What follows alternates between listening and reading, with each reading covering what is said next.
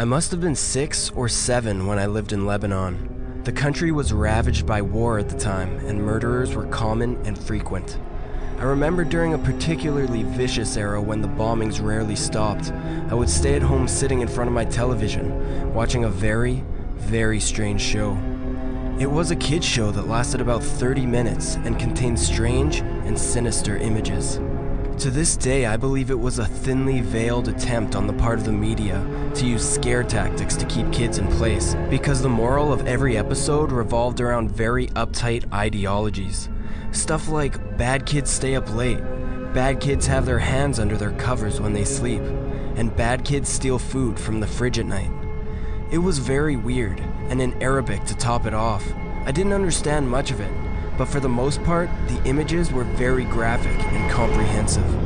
The thing that stuck with me the most, however, was the closing scene.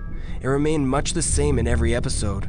The camera would zoom in on an old, rusted closed door. As it got closer to the door, strange and even sometimes agonizing screams would become more audible.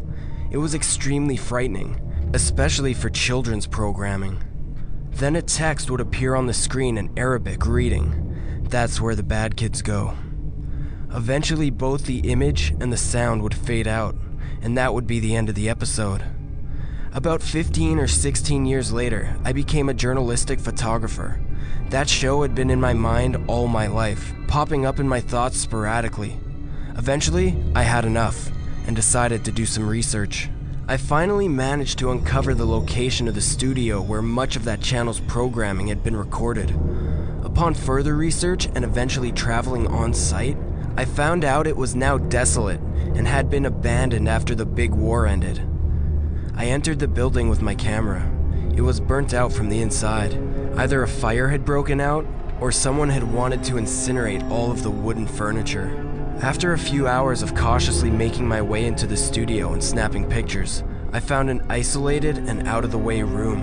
After having to break through a few old locks and managing to break the heavy door open, I remained frozen in the doorway for several long minutes. Traces of blood, feces, and tiny bone fragments lay scattered across the floor. It was a small room, an extremely morbid scene.